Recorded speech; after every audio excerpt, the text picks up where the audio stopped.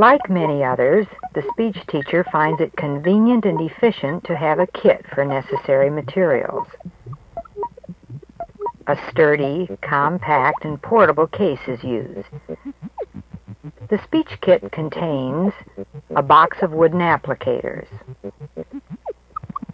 a pencil flashlight with lucite tips and extra batteries, a dental cast of the upper teeth, and a Plastiflex model of the tongue, a box of tongue depressors, lollipops, blue Kleenex, a plastic container with a wide top, cotton, cake decorations, a funnel, blue feathers, matches, candles, and a candle holder embedded in styrofoam, bubble liquid in a bubble ring, colored balloons, a box of colored chalk, a dark cardboard square, a chrome spatula, a magnifying mirror, a red and a brown paper square, food coloring, rubber bands, dental floss, speech cards, a pair of dice, a market counter, an egg timer, a spinner, a deck of playing cards, disinfectant, and white Kleenex. The removable compartmentalized tray provides orderly storage for small items. The mirror in the lid of the case can be used in speech lessons when a wall mirror or a standing mirror is not available.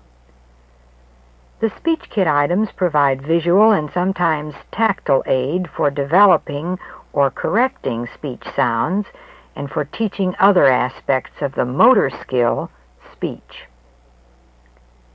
Items which are particularly useful as aids in teaching articulator placement will be shown in this first film. Items which are particularly useful as aids in teaching the action during articulation, which includes manner of articulation and the action of the airstream, will be shown in the second film. And a group of miscellaneous items, which includes aids for teaching various other aspects of speech, will be shown in the third film. Pat Bolliger, our teacher, will give a brief demonstration of each item. Helping her in some of the demonstrations will be pupils, chosen to suggest at what age the use of a particular item is most appropriate. Though uses for all the speech kit items will be shown in quick succession, keep in mind that when teaching, usually only one item would be used in a lesson, exhausting its benefits before going on to the next. Of the 6 items used mainly for teaching place of articulation, we will start with the wooden applicators. N is a nasal sound. This part of my tongue. With an applicator, the teacher can point out and touch the contact surfaces. The teacher uses one applicator on herself. Then, using another applicator, she repeats her demonstration on the pupil, again pointing out and touching the contact surfaces so that he can feel the correct placement. Closes on the ridge.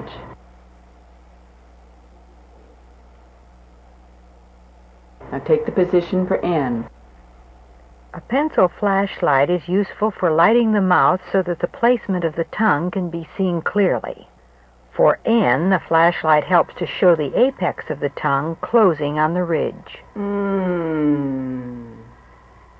For L, it helps to show the opening between one or both sides of the tongue and molars. Oh. For SH, it helps to show the cavity behind the lower front teeth and the shallow, wide air passage between the tongue and the alveolar ridge. For the vowels, it helps to show the tongue tip touching the lower front teeth. A.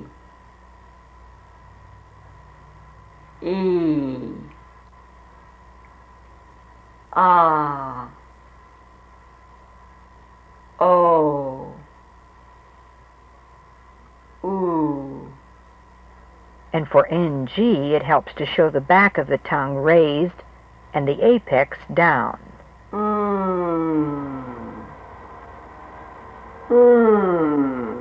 Sometimes, by the sound alone, the teacher cannot be sure if the pupil is producing N or NG. The flashlight helps her to see where his point of articulation is. Another aid for tongue placement and sound action is a dental cast of the upper teeth and a molded Plastiflex tongue. With their aid, the difference in place of articulation between N and NG is made dramatically visible. For N, the apex of the tongue is closed on the ridge. For NG, the apex of the tongue rests behind the lower front teeth, and the dorsum closes against the forward edge of the velum.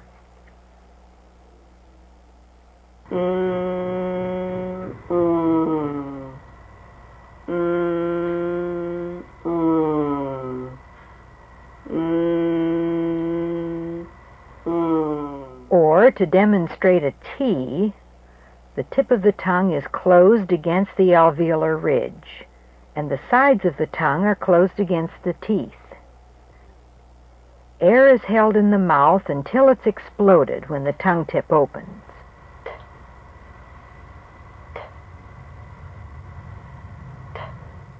Tongue depressors can be used in a number of ways.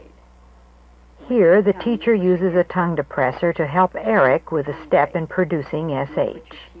The teacher pushes the edge of the depressor against his tongue and guides it to the proper place. The blunted tongue should be just below the back of the alveolar ridge. She describes the procedure, then demonstrates on Eric. Close. The depressor provides tactile aid to a pupil both for the blunted tongue and the place of articulation. A tongue blade can also be used as an aid in developing a new sound from an analogous known sound. Sharon has a good D, from which her teacher is helping her to develop G. You try. Come on, you try. As Sharon vocalizes a series of does, the teacher gently pushes her tongue back with the tongue blade until she is producing a series of g's. In the same way, a tongue blade can be used for the transition from T to K and from N to NG. The last item in this group of aids to articulator placement is a lollipop. Vowels often sound nasal because the tongue is too far back and blocks the mouth. A lollipop helps remind the pupil to bring his tongue forward. Try. To try. Note that the teacher rests the lollipop on the pupil's lower front teeth. We don't want the pupil to stick his tongue out of his mouth.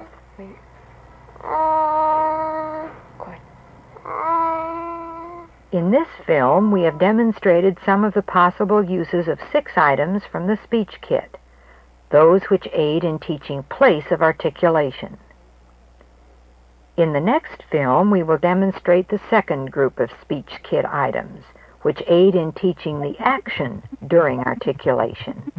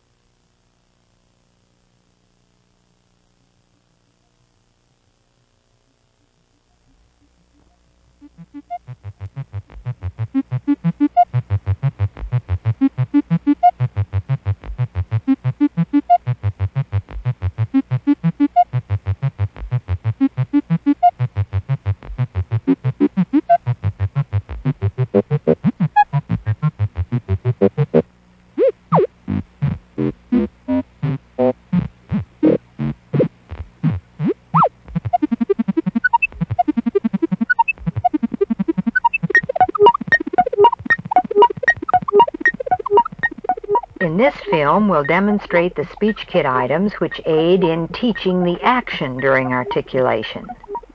This includes aids which help in defining manner of articulation.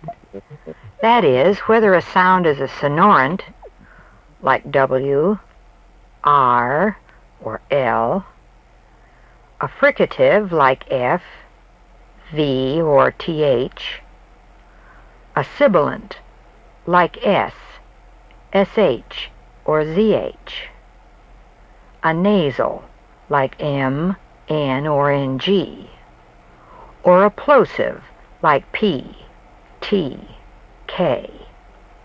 We'll also demonstrate aids which help to show the 5 kinds of airstream action: air direction, air flow, air pressure, air release, and general air path. In our first demonstration, the teacher uses 1 thickness of blue tissue. Blue because in speech work it is the color we associate with voiceless or breath sounds. She folds the tissue to make the corner stand up about 2 inches, then shapes the corner to catch air.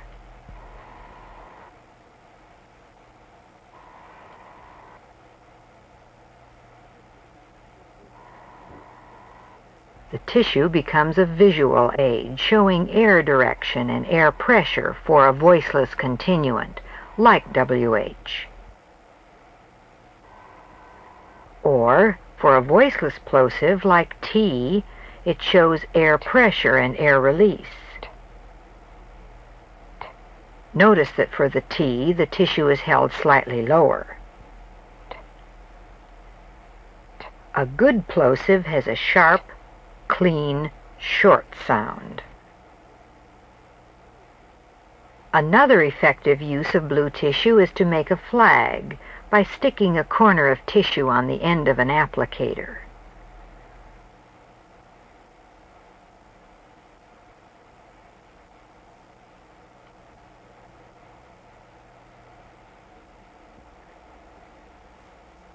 The tissue is sensitive to the breath stream and will visually emphasize the correct air path for the sibilant S.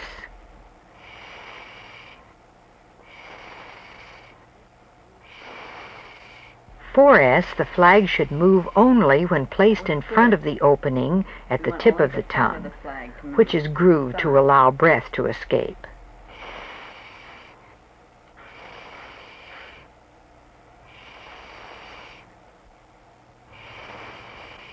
This is correct.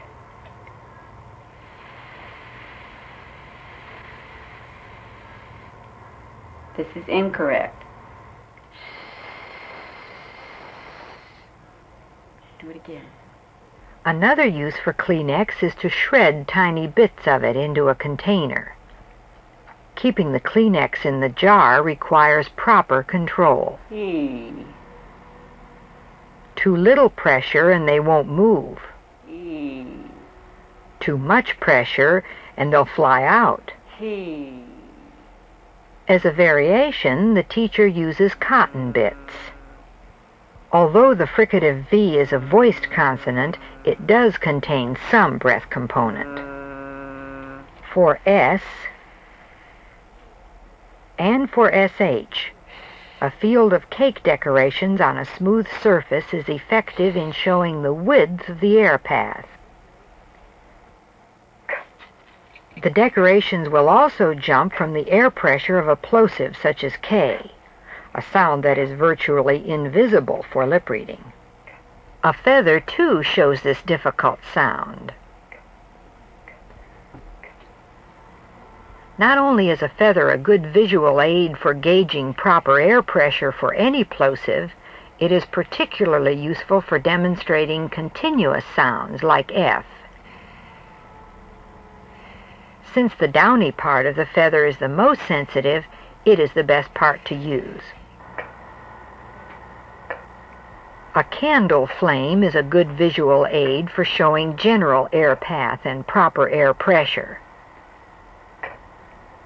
Smoke is used in the same way for the fricative TH.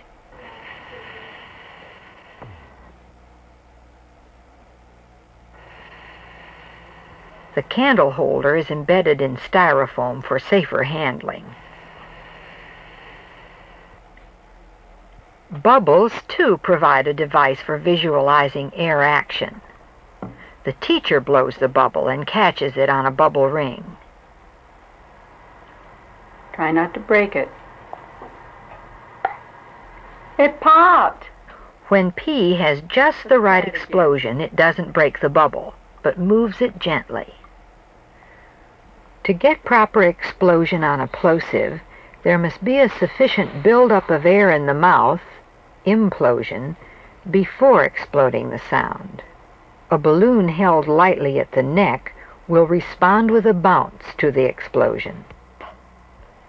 Another way to demonstrate plosiveness is to have the pupil feel its vibrations in a balloon. Here, the child both holds the balloon and gives the sound. By scraping colored chalk dust onto a piece of dark cardboard, the teacher creates still another device to help visualize plosiveness. The chalk dust will jump for the proper explosion of P. Now you try it.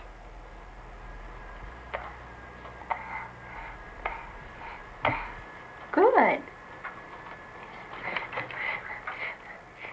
By changing the color of the chalk dust, the teacher can motivate the pupil to continue practice of one sound for a long time.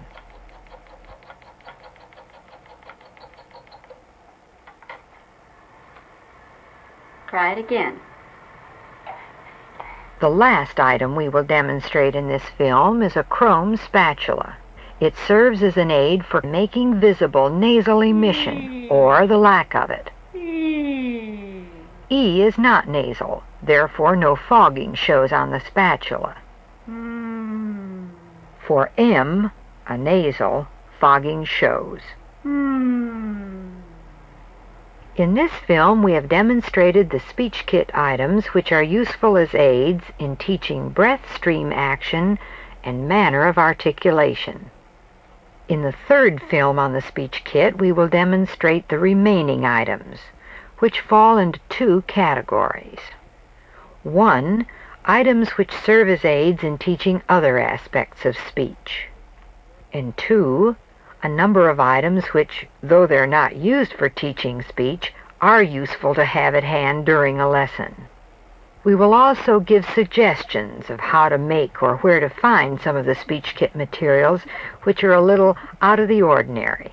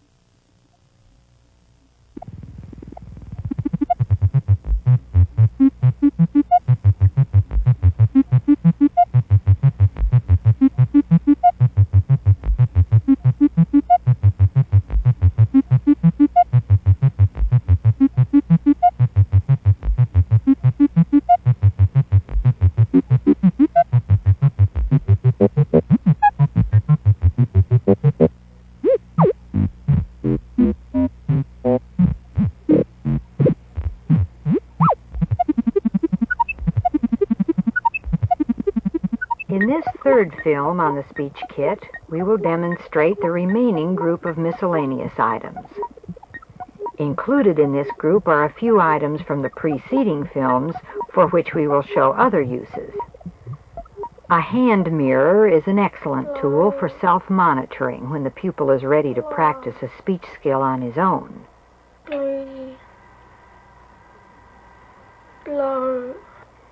It gives him a closer view of his articulators and enables him to judge and correct their placement. The magnifying side of the mirror can be used in the same way. By combining the magnifying mirror and the spatula, we get a reflection that shows articulator placement at the top of the mouth. Here, the teacher demonstrates the correct way to hold the mirror and spatula to see the place and action for the tongue tip R. The relationship between the blunted tongue and the alveolar ridge for SH and for CH. The brown square, the red square, and the blue tissue together form what we call the color code. The brown square is related to nasality and general air path. It is placed lightly on the cheek where the pupil can feel the nasal vibrations.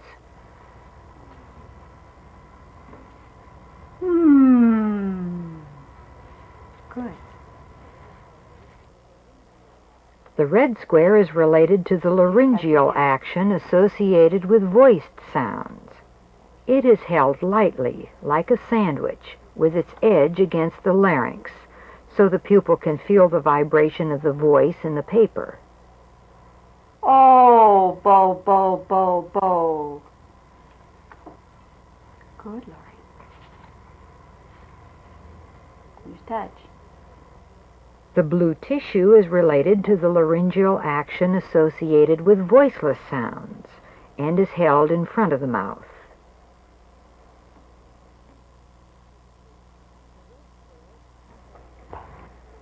The red square can also be used with the blue tissue. Ha is breath and voice. Here, the color code helps the pupil to see the sequence of sounds and reminds him when to turn his voice on and off. Ha. By linking manner of articulation with these particular colors and the colors with certain touch positions, the color code helps a young pupil to separate, visualize, and remember the various sound categories. Balloons and feathers are also used as color-coded devices. A red balloon is used for the child to feel the vibration of the voiced ooh. Tie the balloon.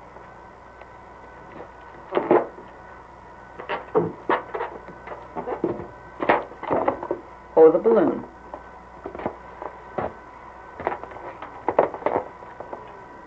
Ooh, ooh, ooh. A blue feather responds to the voiceless P.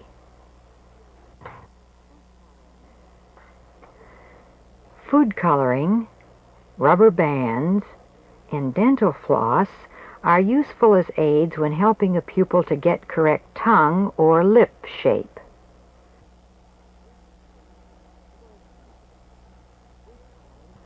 For example, food coloring applied to the top of the tongue shows the pupil that the midline of the tongue is in the center when the tongue is properly blunted for SH. Rubber bands can aid in showing the change in lip shape that takes place in a syllable with a glide consonant. We.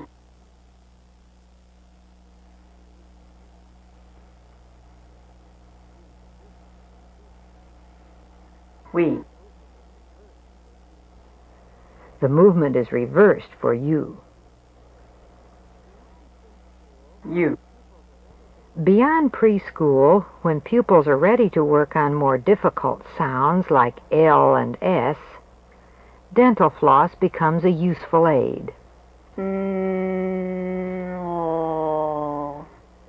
For L, the teacher lays a 4 or 6 ply strand of dental floss across the middle of her tongue. Then, While giving an N, she pulls down the sides of her tongue to get an L. To demonstrate the narrow air path of S, she lays a single strand of dental floss along the length of her tongue.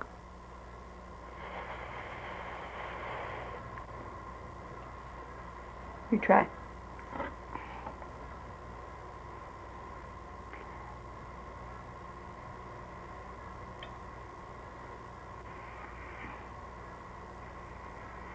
Give a breath.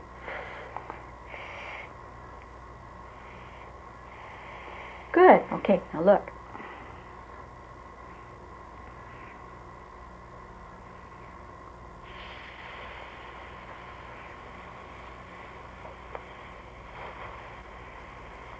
You try.